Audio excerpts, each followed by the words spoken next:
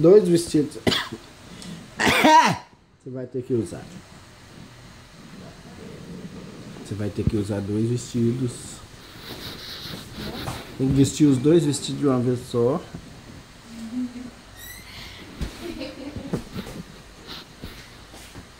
Sim ou não? Graça.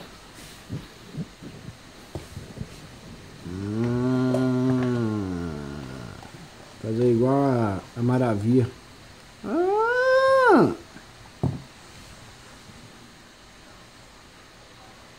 Então quer dizer que você tá pegando um pãozinho da tarde. São $3. Mas já tá bravo comigo, eu tirei um F? Por causa do negócio de ovo? Yeah. Não, tá não.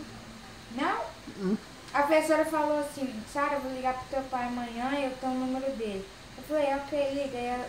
Aí ela falou assim, eu falei, pra quê? Ela falou assim, pra falar que você tirou um F, e se você tirar um F, você não vai pro high school, mas ela tem que me mandar pro high school, pai.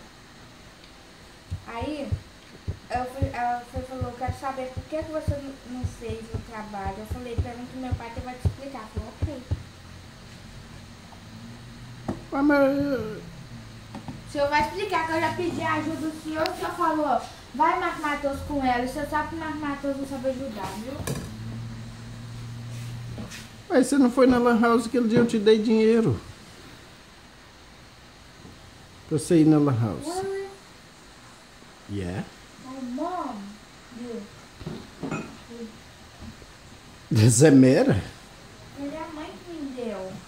Aí ela me deu $5. Esses $5, $7 foi e não voltou. Você mera.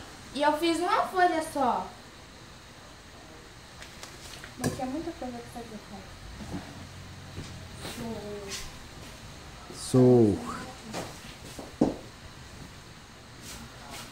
Vai passar um caminhão de lixo aqui em casa, sabe? Quer dizer que você não vai pro high school.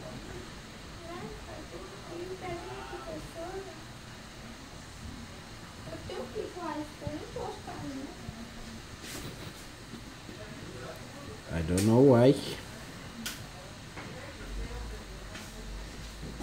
Mas você vai pro high school.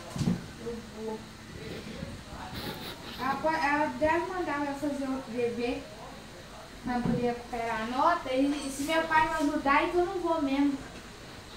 Fala com ela, manda outro, mais difícil. E aquele do ovo é muito fácil.